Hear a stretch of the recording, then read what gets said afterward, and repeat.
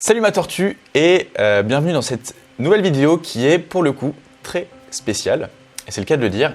Je me suis dit que j'allais te faire un petit tuto. Je t'ai sorti mon plus beau studio avec ce joli drap blanc que j'ai mis avec des pinces à linge au-dessus, mon PC, et pour le coup je vais sortir mes petites lunettes lorsque je suis en mode geek. Eh oui, il est bien loin l'aventurier là. Il y a quelques semaines, après le retour de mon périple en Jordanie, d'ailleurs j'ai eu beaucoup de chance de pouvoir voyager en Israël, Palestine, Jordanie juste avant tout ça, juste avant qu'ils ferment tout. Ça va peut-être être le seul voyage que je vais pouvoir faire cette année à cause de tout ce qui nous arrive. Et il y avait une photo en particulier que je m'étais amusé à retoucher sur Photoshop et sur Lightroom. Et comme tu peux le voir, ça a donné un résultat, les deux photos n'ont rien à voir. Beaucoup vont dire c'est ultra trafiqué, c'est retouché, machin, c'est pas original, etc. Je suis d'accord, parfois les photos sur Instagram sont très retouchées et ça n'a plus rien à voir avec les photos d'origine. Mais d'un côté, moi je trouve que ça c'est de l'art, c'est comme de la peinture. Tu t'amuses à retoucher, il y a du travail derrière. Et si le rendu est beau et que tu restes transparent avec ton entourage, la preuve là j'avais montré l'avant et l'après de la photo, je trouve que c'est totalement légitime. Et j'invite tout le monde à s'amuser comme ça, à essayer de retoucher des photos. Et d'ailleurs sur Instagram, parfois je tombe sur des photos, c'est évident que c'est retouché. D'ailleurs c'est fait exprès que ça soit aussi évident. Là je te montre quelques exemples. Pour moi, c'est de l'art. D'ailleurs elle fonctionne très bien. Lorsqu'une photo très retouchée, là pour moi, pose problème, c'est quand elle incite à tromper une personne, par exemple pour vendre quelque chose, etc.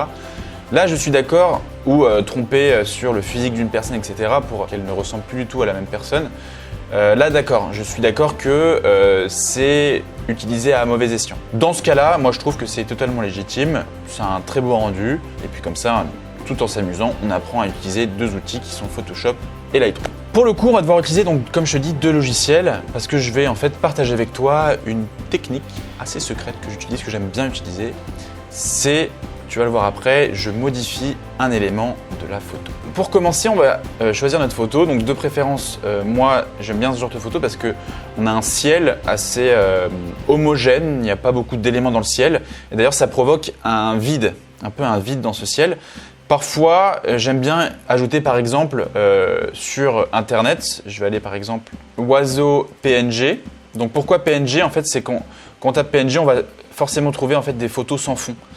Et par exemple, on va prendre le premier, c'est une photo d'oiseau sans fond. Pourquoi? Quand je clique dessus, on voit ces petits carrés gris et blancs. Et en fait, quand on va enregistrer l'image, on va l'enregistrer en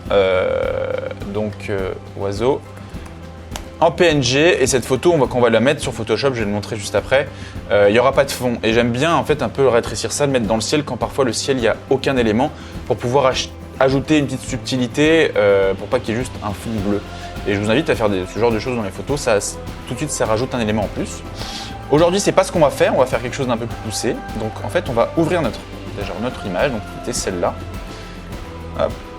Cette photo on va l'ouvrir sur Photoshop. Donc dans la description de la vidéo je vais vous mettre le lien vers Photoshop et Lightroom en version d'essai, comme ça vous allez pouvoir essayer. Je vous mets aussi les liens pour télécharger les photos en brut, comme ça vous allez pouvoir retoucher avec moi. Et je vous invite ensuite à diffuser votre travail en story en me taguant évidemment. N'oubliez pas de me taguer parce que c'est une photo que j'ai prise, donc si vous voulez partager votre travail, s'il vous plaît mentionnez-moi dans le commentaire si vous décidez de partager la photo.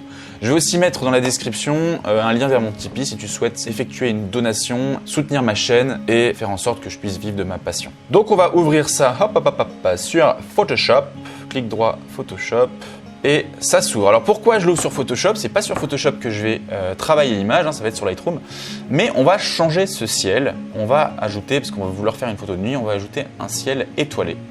Et pour ça, le meilleur site, c'est d'aller sur unsplash.com. C'est un site qui propose plein de photos libres de droit et vous pouvez les utiliser, les partager. Vous avez le droit de les utiliser gratuitement et ça c'est génial. Par contre, si en anglais, on va taper donc stars, hop, est-ce qu'on va trouver une photo étoilée? Voilà, il y a des belles photos ici. Voilà, stars, on a plein de photos étoilées. On va essayer de trouver une photo qui va pouvoir un peu quand même matcher avec notre photo par rapport un peu aux couleurs, même si on va pouvoir le modifier, etc. Il faut qu'il y ait quand même quelque chose qui puisse subtilement se glisser dedans. Alors, moi, qu'est-ce que j'avais utilisé déjà comme ciel étoilé? La dernière photo, c'était avec... Ouais, ok. On va tenter avec celle-là. Hop. Pour télécharger, on clique ici, ça se télécharge automatiquement. Et on va l'ajouter sur Photoshop. Tac. Alors pour l'instant, cette photo, on ne va pas la toucher. D'ailleurs, on va la mettre en dessous du calque. Ici, ça, on va le déverrouiller. On va mettre en dessous. Donc pourquoi en dessous? Parce qu'en fait, on va gommer le ciel, le premier ciel initial, et on va en fait le mettre par derrière. Et maintenant, il y a plusieurs techniques pour gommer ce ciel. Soit on utilise, alors si on utilise la gomme, c'est pas du tout conseillé. Ça va être, si on se foire, on va pas pouvoir revenir, et ça va pas du tout être précis. Donc on va utiliser le pinceau, le cher pinceau. Alors le pinceau pour utiliser, on appuie sur P, ou il est juste ici, c'est la plume, pardon, pas le pinceau. Et on va pouvoir comme ça sélectionner notre endroit à supprimer. Le truc c'est que comme vous voyez, ce sont des courbes assez droites, donc c'est pas très beau.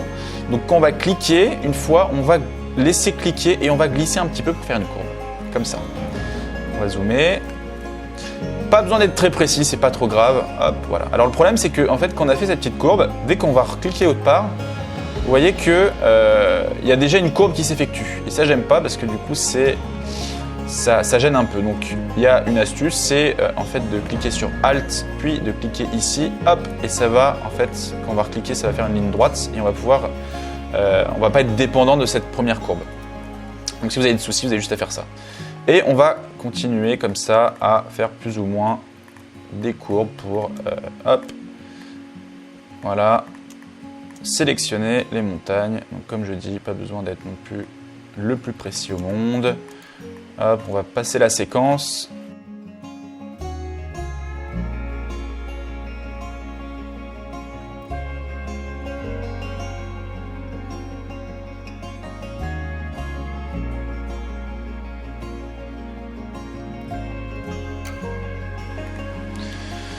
Voilà, donc on voit qu'on a sélectionné un peu toutes les montagnes qu'on va faire disparaître. Et puis ensuite, hop, on a juste à faire un tour ici de l'image. Paf, paf, paf.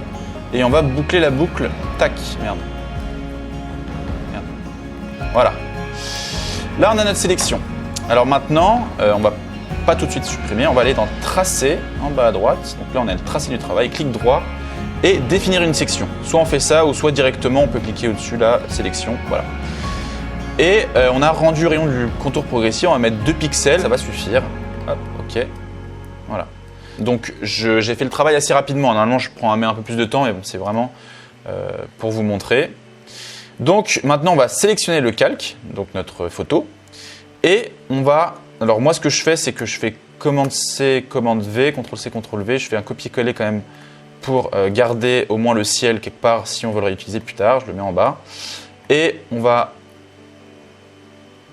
reprendre notre tracé qui s'est supprimé. Voilà, si on supprime le tracé, on refait ça. Et on va tout simplement cliquer sur Retour pour effacer, ou alors avec la gomme qui est ici, on efface le ciel. Donc là, on peut voir qu'il n'y a plus de ciel et on a nos petits carrés en derrière. Et on va activer notre ciel derrière. Pam! Voilà. On voit tout de suite que là, vraiment, il y a un souci par rapport aux couleurs. Donc effectivement, là, on voit bien que c'est pas la nuit et qu'on va devoir modifier cette image. Donc là, j'ai mon ciel derrière et je vais pouvoir maintenant trafiquer cette image sur Lightroom. On va enregistrer notre photo. Photo retouchée. On va le mettre en JPEG, enregistrer. Je vais l'enregistrer en très bonne qualité. Maintenant, on va passer sur Lightroom. Sur Lightroom, on va donc importer notre nouvelle image en sachant que ce qui est super avec les logiciels Adobe, c'est qu'on va pouvoir travailler dans un premier temps notre image sur Lightroom, par exemple. On peut faire ça différemment. Et ensuite faire un clic 3. Je vais vous le montrer. Clic 3, ouvrir dans et ouvrir dans Photoshop. Comme ça, on va pouvoir commencer à trafiquer notre image, puis l'ouvrir dans Photoshop et modifier sur Photoshop. Comme ça, on va pouvoir en fait jongler entre les deux logiciels. Pour être plus simple, on va commencer comme ça. Ensuite, donc, je vais importer photos et vidéos. Donc c'est un peu compliqué d'importer sur Lightroom, ça c'est un peu relou, on ne peut pas glisser déposer. Voilà, photo retouchée. Et on va l'importer. Voilà, une fois qu'on a importé l'image, on va aller dans développement.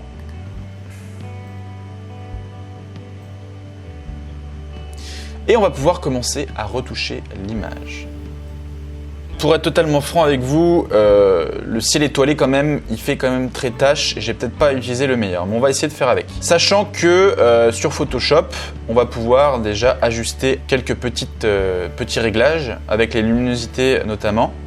Par exemple là, la luminosité, pour le ciel étoilé, on va pouvoir déjà augmenter ou enlever la luminosité. Comme ça, au moins, ce qui est le mieux, c'est quand même que la luminosité soit un peu similaire avec les deux images. Comme ça masque un petit peu le fait qu'on a retouché. Dès qu'on a mis un calque de luminosité ou d'effet, ne pas oublier de faire Alt et de cliquer entre les deux calques pour que l'effet de luminosité ne s'applique qu'à un seul calque.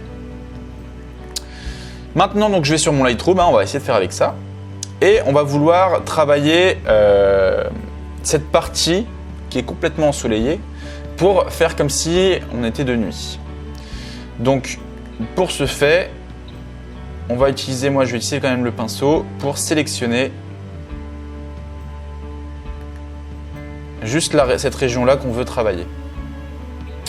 Quand je sélectionne le pinceau, ce que je recommande de faire, c'est déjà, en fait, de mettre beaucoup de luminosité ici, comme ça on voit ce qu'on est en train de colorier et de toute façon après on va pouvoir modifier les réglages, vous allez voir. Donc je colorie l'endroit approximativement que je veux colorier. Comme vous voyez, en fait, ce qui s'affiche en rouge, c'est tout ce qui est cramé par la lumière. Donc ensuite, on va réduire l'exposition et on va remettre. Donc ça, c'est voilà, on va remettre l'image d'origine, mais au moins j'ai ma sélection. Donc on va commencer à trafiquer l'image pour que on fasse en sorte que nous soyons de nuit. Donc évidemment, on va réduire un peu l'exposition. Voilà. Rien qu'en réduisant l'exposition, déjà, on a l'impression qu'on est vraiment fin de journée. Et on va continuer à modifier avec, au niveau des noirs, au niveau des ombres. Ça rame un peu. Hop, voilà.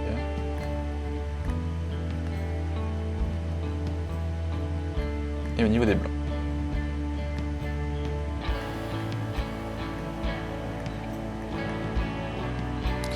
Donc après, c'est un peu à vous aussi il n'y a pas de science exacte, il faut un peu toucher au réglage pour essayer de faire en sorte que voilà, on atteigne un peu le but. Alors, il y a quelque chose qui est assez dérangeant aussi dans cette image, c'est qu'on voit quand même que l'image est assez jaune parce que c'était donc la fin de journée et puis aussi parce que mon image d'origine a déjà un effet. C'est pas très beau. Donc on va un petit peu réduire la température, enfin la température on va la mettre un peu plus bleue, donc de nuit. Pour atténuer cet effet un peu jaune. On va essayer de vraiment faire en sorte que notre image ressemble plus à ce ciel étoilé pour qu'ils aient à peu près les mêmes couleurs, etc. Et pour ce qui est de la teinte, on va voir ce qui est le mieux entre le jaune. Voilà. Et bien la teinte, on voit que quand on met une teinte un peu rosée, ça correspond un peu mieux plus à la nuit. Donc on va un peu rosé, on va encore un peu tourner ça de nuit. Voilà.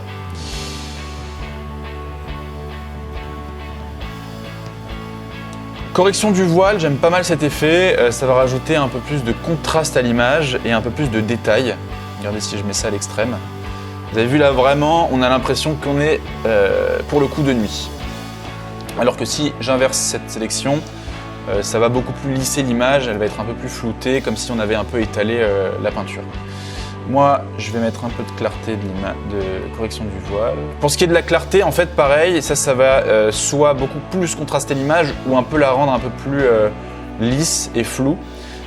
Généralement, en fait, quand on fait clarté, ça rend beaucoup mieux à l'œil.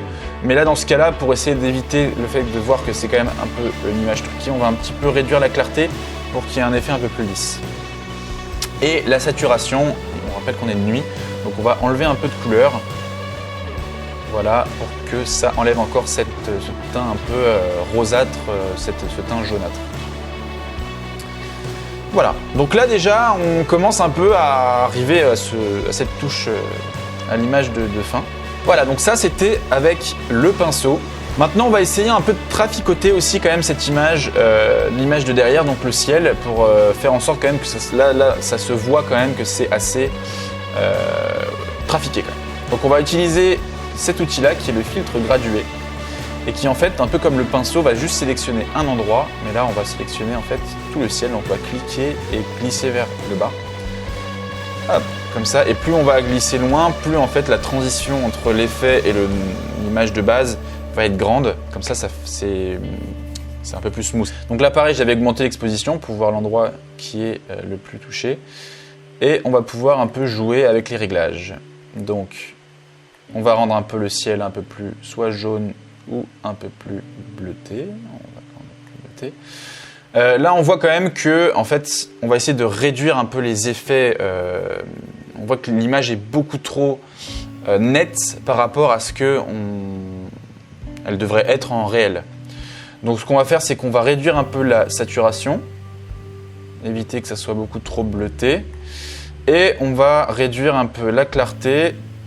Voilà. Et même un peu de texture pour éviter que ça soit beaucoup trop net. On voit trop chaque étoile.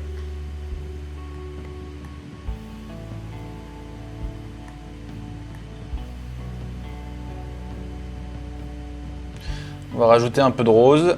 Voilà. On clique dessus. Bam. C'est pas trop mal. C'est pas trop mal. Alors le problème aussi, c'est avec ces montagnes ici. On voit la démarcation et c'est pas beau. Voilà, donc on voit vraiment, il y a une énorme démarcation entre les montagnes et le ciel. Donc on va essayer de réduire tout ça. On va déjà essayer de sélectionner cet endroit et on voit que c'est beaucoup trop clair. Il y a une énorme démarcation entre le ciel et on voit qu'il y a toujours le soleil quand même qui vient de la droite de l'image. Donc pour ça, on va resélectionner le pinceau et on va donc réduire un peu avec la molette. Et on va sélectionner les montagnes. Ici, voilà, et on va baisser les blancs et un peu d'exposition. Voilà, beaucoup mieux. Donc on voit déjà que c'est beaucoup mieux. Donc on est un peu de nuit, on a le ciel étoilé derrière, donc qui paraît un peu plus normal. Et ce qu'on va aussi faire, c'est, on voit un peu ces montagnes, là moi je les trouve un peu bizarres. Donc un peu à l'œil, elles sont aussi beaucoup trop claires par rapport à l'endroit où elles sont. Elles sont vers le fond, elles devraient être beaucoup plus sombres. Cliquez sur nouveau pour un nouveau pinceau. On va sélectionner les montagnes là-bas dans le fond. Et on va un peu réduire, voilà, mettre un peu plus sombre, la luminosité, voilà, pour que ça soit beaucoup plus dans la nuit. Voilà. Donc là c'est plutôt pas mal. On est plutôt pas mal. Après on va pouvoir ajuster un peu. On va pouvoir ajuster un petit peu en fait ce contraste qu'il y a entre le paysage en premier plan et ce qu'on a rajouté derrière. Donc on peut rajouter un nouveau pinceau et par exemple sélectionner juste comme ça la frontière entre les deux, plus en sélectionnant un peu plus de ciel, comme ça. Hop.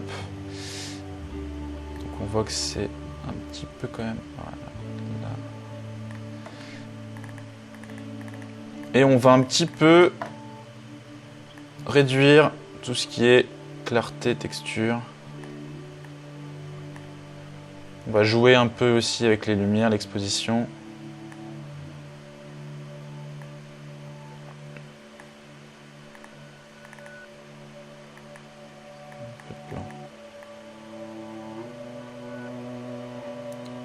Voilà, parce que généralement, hein, on sait que après une montagne, surtout qui est un peu éclairée comme ça, on voit pas les premières étoiles, c'est assez compliqué. Donc, on va un peu réduire ça. Donc, c'est un peu bizarre. On va rajouter un pinceau ici.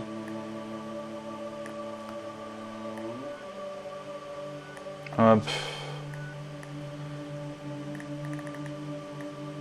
Et on va faire ça en fait de façon graduelle. Un peu à tout ça. Voilà, c'est plutôt pas mal. c'est plutôt pas mal. Alors si on veut modifier des réglages de précédents coups de pinceau, vous avez juste à... Vous avez vu, il y a des petits points qui ont apparu et quand vous laissez votre souris dessus, ce que vous aviez colorié apparaît en rouge. On va retrouver... Voilà, ça c'est notre premier coup de pinceau. C'est celui-là. On clique dessus. On va peut-être un peu encore modifier tout ça. Peut-être réduire encore un peu l'exposition. Donc là c'est assez simple parce qu'on a un peu juste tout à réduire. On va voir si on augmente un peu les ombres.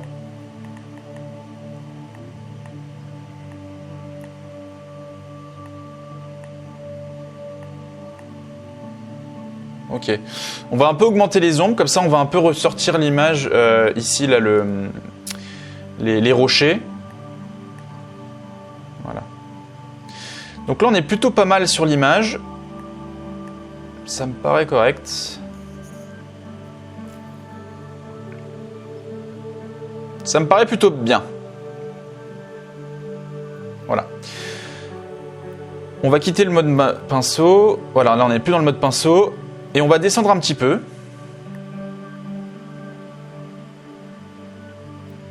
Et on va pouvoir jouer avec cette courbe des tonalités. Donc on va un peu relever. Et en fait ça va un peu... modifier la luminosité globale de l'image. On peut modifier les tons sombres, par exemple, donc tout ce qui sont à l'ombre, tout ce qui est à l'ombre, et les tons clairs. Voilà. Donc généralement, en fait, cette courbe, on la fait toujours en S. Ça rajoute un peu de contraste, mais on peut s'amuser un peu à toucher un peu à tout. Donc, comme je vous le dis encore, je ne suis pas un professionnel non plus de Lightroom, mais ce qui est intéressant avec ces logiciels, il n'y a pas de science exacte, il faut toucher et un peu à l'œil voir ce que ça donne. Cet outil ici, il est assez intéressant. Donc on a les teintes, les saturations, la luminance. En fait, on va pouvoir toucher à chaque couleur du paysage. Au niveau de la teinte, en fait, on va pouvoir modifier la couleur rouge. Par exemple, plus je vais la tourner vers la gauche, plus le rouge va être rouge, plus le rouge va être orange. Donc on voit ici qu'il y avait une espèce de lumière rougeâtre qu'on va essayer de transformer. Voilà, quand on tourne à gauche, c'est très rouge, c'est pas beau du tout. On va essayer d'harmoniser tout ça, voilà, en tournant vers la droite, comme ça, la couleur rouge qui était ici, on va la transformer en orange. On va pouvoir faire pareil avec le orange, donc je pense que vu que le paysage est assez orangeâtre, voilà, on va pouvoir un peu le tourner tout petit peu plus vers les jaunes. Et le jaune, donc là on a l'impression un peu d'être sur Mars. On va légèrement le tourner vers les verts, très très léger.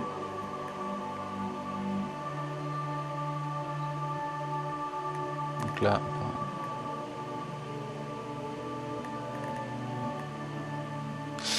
Et la couleur bleue, donc évidemment ça va être plus le ciel. On va un petit peu le tourner vers les violets. Parce que là, si on va vers les bleus-verts, c'est très bizarre. Voilà.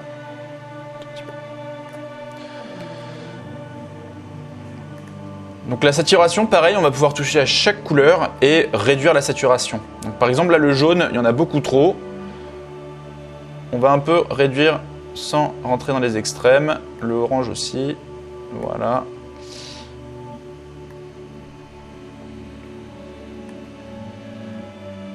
Voilà, c'est plutôt pas mal.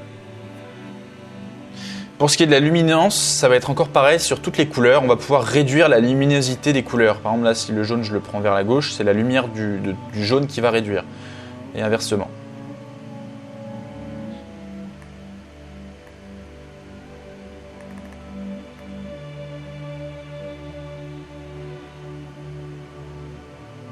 Donc, par exemple, le ciel. On va pouvoir un peu réduire la luminance pour pas non plus trop qu'il y ait un... Il faut quand même que le ciel qu'on a rajouté là, reste discret. Là par exemple, dans cet exemple-là, le ciel est vraiment prédominant et on voit quand même clairement beaucoup trop le ciel. Donc on va un peu réduire la luminosité. Donc voilà globalement, c'est vraiment pour montrer un peu l'outil, comment là j'ai modifié l'image. Maintenant, il y a quelque chose quand même qui est important. C'est que là, l'image en global, on voit qu'on a réussi à transformer de nuit, on a le ciel, etc. Mais il va falloir faire en sorte quand même que l'œil soit attiré par quelque chose en particulier. Et le mieux, en fait, c'est que quand même le ciel reste discret. C'est pas ce qu'on veut attirer dès le premier coup d'œil. Moi, ce que je veux, c'est d'attirer l'œil vers la personne qui est au centre, qui là ne ressort pas du tout. Et généralement, dans vos photos, il faut toujours avoir quand même un élément vers lequel attirer l'œil. C'est pour ça que si vous prenez une photo de paysage, juste un paysage comme ça lambda, ça n'a rien de particulier. Donc on va zoomer un peu sur cette personne et on va, notre photo, le peindre encore une fois avec le pinceau. Voilà, donc là, on l'a peint. Si ça déborde un peu, on clique sur Alt. Hop, avec la molette, on peut toujours modifier la taille. On laisse cliquer sur Alt et hop, on désélectionne un peu autour. Voilà. Et on va en fait un peu le faire ressortir, donc légèrement augmenter la luminosité pour que monsieur sorte un peu du cadre. On va augmenter, moi j'aime bien mettre un peu de correction du voile. Donc ça va un peu rajouter justement un peu de netteté sur la personne, un peu de clarté. On va un peu désélectionner là, parce que c'est un peu trop visible. Plus d'exposition.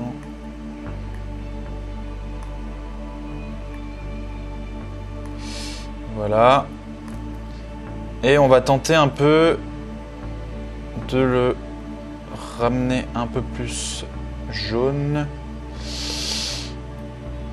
Et augmenter la saturation pour quand même qu'il ressorte de l'image.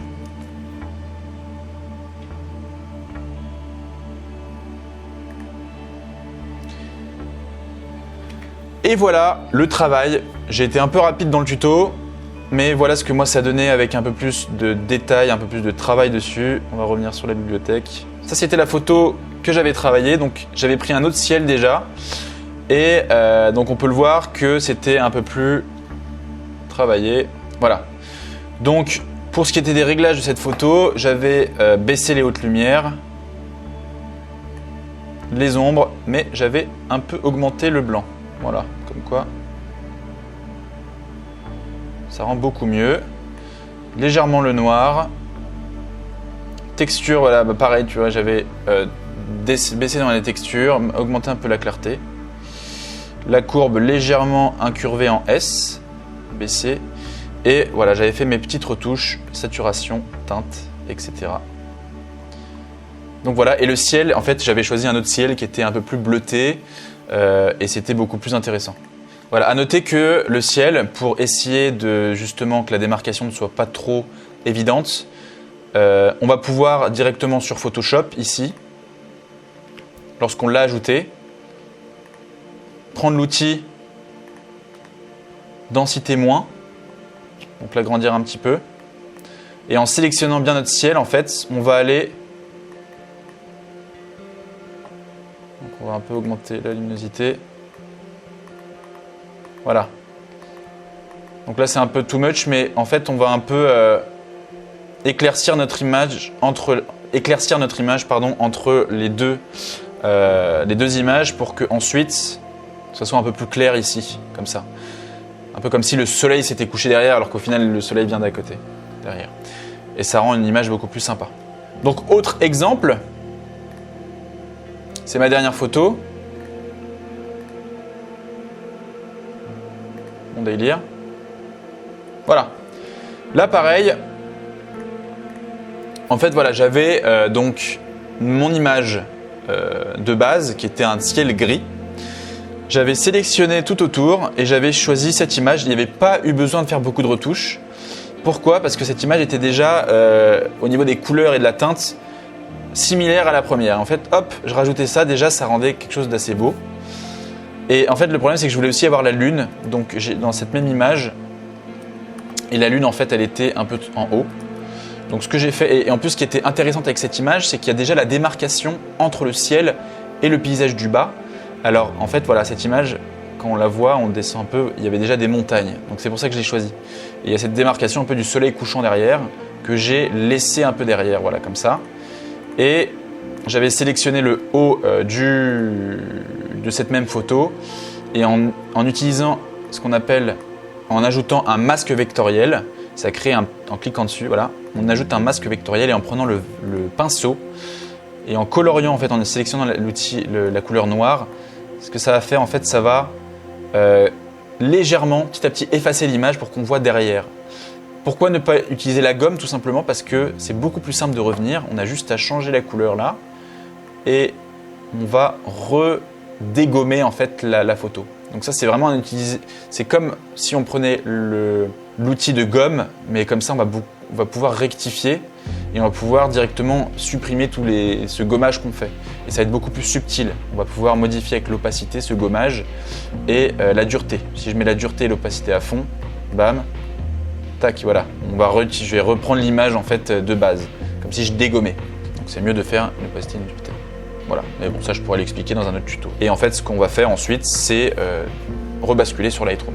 Donc voilà, grâce à cette petite technique de modifier le ciel, on va pouvoir embellir nos photos qui généralement, surtout si on n'utilise pas un appareil photo très sophistiqué avec des filtres, etc., on a un ciel qui va être par exemple en pleine journée complètement cramé par la lumière du jour, donc qui va être complètement blanche, ou alors s'il ne fait pas beau, ça va être complètement gris. Bref, il y a beaucoup de raisons de changer ce ciel. Vous allez sur Unsplash, vous prenez la bonne photo, celle qui correspond le mieux à votre image. Essayez de sélectionner une image justement avec, par exemple si c'est un paysage de montagne, vous allez pouvoir utiliser une image déjà qui ressemble à la vôtre et sur Photoshop la glisser derrière. N'hésitez pas à utiliser l'outil donc de masque vectoriel pour légèrement gommer donc le ciel et faire apparaître l'image, le calque du dessous, qui est donc votre image de base. Ça va réduire en fait cette transition entre le ciel et votre image de base. Voilà pour ce court tuto. Comme vous le voyez, je ne suis pas non plus un grand expert de Lightroom, mais je trouve ça super amusant. N'hésitez pas à vous entraîner. Comme je vous le dis, il n'y a pas de science exacte. Je vous ai délivré une petite technique que vous allez pouvoir utiliser. En tout cas, dites-moi ce que vous avez pensé de ce petit tuto. Je me suis dit que ça pouvait être sympa, surtout en confinement. On a pas mal de temps pour apprendre de nouveaux outils. Et donnez-moi vos recommandations. Moi aussi, je suis là pour apprendre. Donc, si vous avez peut-être d'autres tips pour que moi je travaille mes images, je serais ravi de vous lire. N'oubliez pas d'aller faire un petit tour sur mon Tipeee. Pour le prix d'une pinte, vous allez faire en sorte que je puisse vivre de ma passion. Et évidemment de lâcher votre petit pouce bleu pour que ma vidéo soit bien référencée sur YouTube et de vous abonner, de cliquer sur la petite cloche pour activer les notifications et être au courant de la sortie de ma prochaine vidéo. Je suis en train de postillonner partout. Sur ce, je vous dis à très vite pour une nouvelle vidéo ou un nouveau tuto qui vous emmènera au bout du monde.